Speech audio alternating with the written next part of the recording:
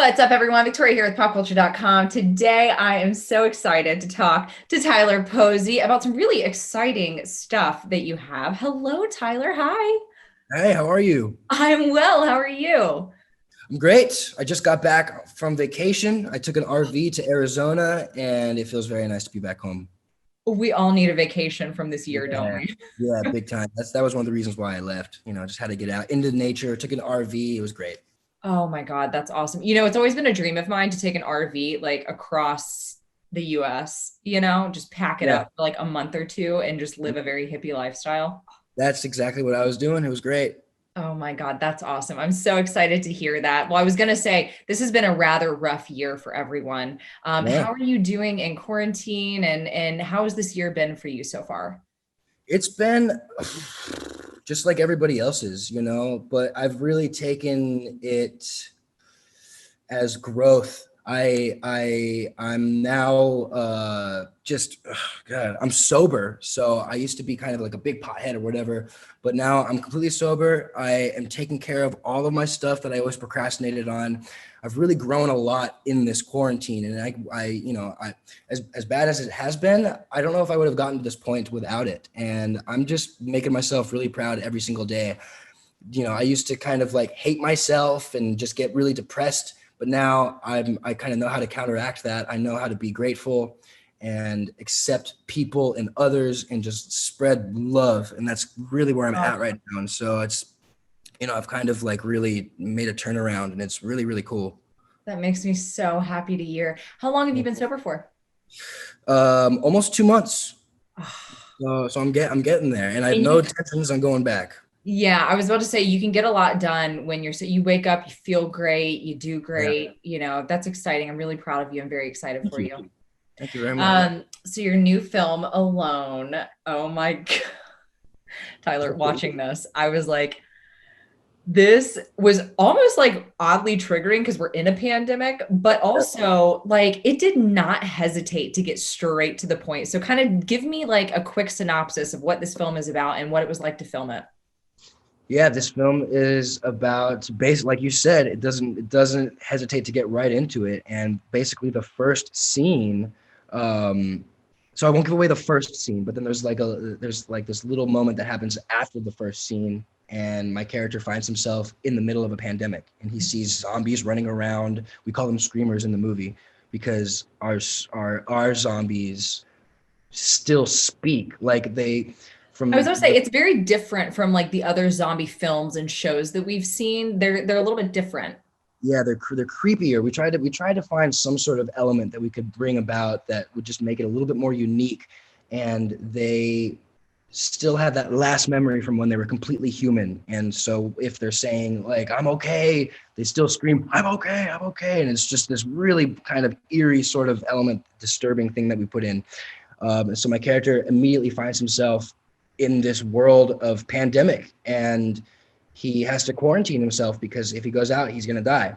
And he Yeah. deals with a lot of feeling like he's a coward and he's never been alone before in his life. And he is not doing well through this whole entire thing. And then he starts to run out of food and water and things that will help him survive. And then he kind of has a turning point and finds something to live for that's bigger than him, and he just wants to help. And then he has this run-in with Donald Sutherland, and that is just the coolest part, one of the coolest parts in the whole movie. Mhm. And then it ends. I don't want to give too Well, much of I mean, we may not be dealing with zombies right now in this pandemic, but I feel like this pandemic has been a wake up call for so many of us. And like your character, I noticed, at one point he was like, I've not been alone for longer than, what was it, like maybe a few days or something like that. And here I am, alone. I think a lot of us are kind of feeling that. When did you guys shoot this film? We shot this over a year ago. So Oh, this was wow. before any pandemic was ever a thought. Wow. I was about to say, if you guys kind of shot it like in the midst of the pandemic-ish type era, I was like, that might be a little like weird to shoot a film that's talking Yeah, about a pandemic and you're actually living a pandemic. yeah, Do no, you we filmed it way before, and so it was just a super coincidence that this happened. This is gonna be like the first film released about a pandemic that we filmed before one. It's Yes. bizarre. Okay, so your character, Aiden, and Ava. Do you, Mhm. without giving away too much for those, because I mean, obviously it'll come out, people will see this interview, but I don't want to give away too many details. But do you think that, um, how do I ask this without giving it away? Do you think that they have like a happy ending? You know, with zombie movies, it's always hard to tell. It's always left open because, you know, the zombie outbreak never really goes away, you know? And so there's always going to be this chance for survival and always going to be a chance of getting bit and turning into a zombie, you know? But like, I think the coolest thing about them is that their first part of the relationship, they're across balconies from one another. And if they're loud or if they try to get to one another, there's this huge element of zombies either listening to them and finding out that they're up there. And these zombies are also not like your slow walking zombies. They're like really, Yeah. really scary and fast and athletic. And so they can climb up buildings. And so there's that aspect that they have to be wary of. And they social distance. Their relationship first is built on social distancing, so much of the fact that they write stuff on paper to like say hi and to communicate I with one another. loved that part. Just the way of communication. I was about to say, do you feel as if that there are elements from this movie that are actually playing in real life today? Absolutely. Yeah, most of this movie is such a parallel with what's happening. Aside from zombies, there's a sickness going around, people have to be quarantined, and their relationship was built on social distancing. And my character goes through some pretty intense growth. You know, at first he's kind of selfish, he's scared, he calls himself a coward, but then he kind of comes to terms with everything that's happening, accepts it, and then realizes that there's something bigger than himself to live for. Mhm. And hopefully everybody else in this world right now has that same sort of realization, you know, like stops being selfish. We go out, we follow protocol with COVID, and we realize that we're living in a world that's bigger than us, and there's much more to live for than just ourselves, you know.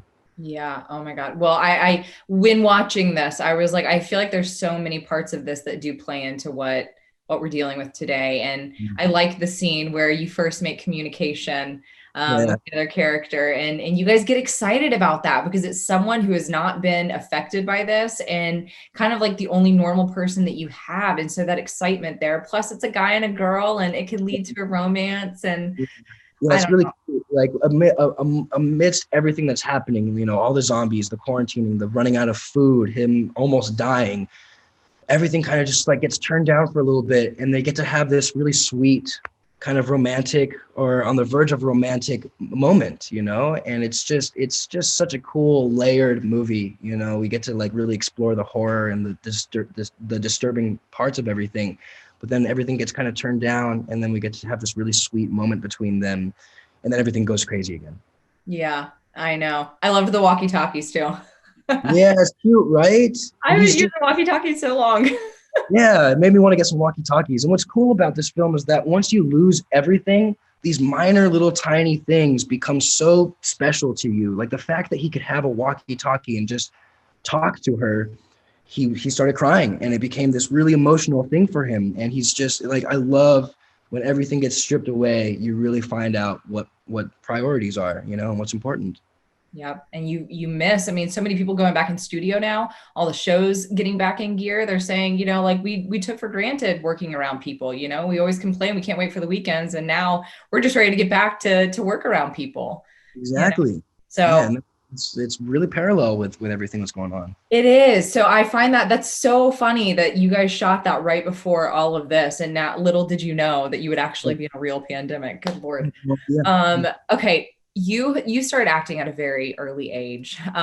What has been your most like memorable experience, whether it be working on the set of a different show or a movie? Like, what's been your most like standout moment as an actor? Oh man. Okay. So I think, geez, I don't know. There's so many. I've been doing it for Right? 22 years. I You know, know. like I'm basically 22 years old right now. You know, Aren't we so all? yeah, right on the inside.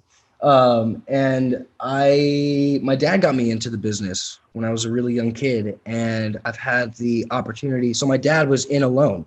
Really? He plays my dad in that flashback that I have. That was your Like real dad? my real dad.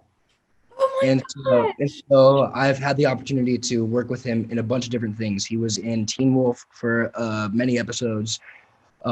He did a movie that he wrote and that I was in, we were both in, where he plays my wrestling coach. And I've just had the opportunity to work with my dad so many times. And now my brother is in the business. He's filming a TV show for Netflix, the Selena TV show.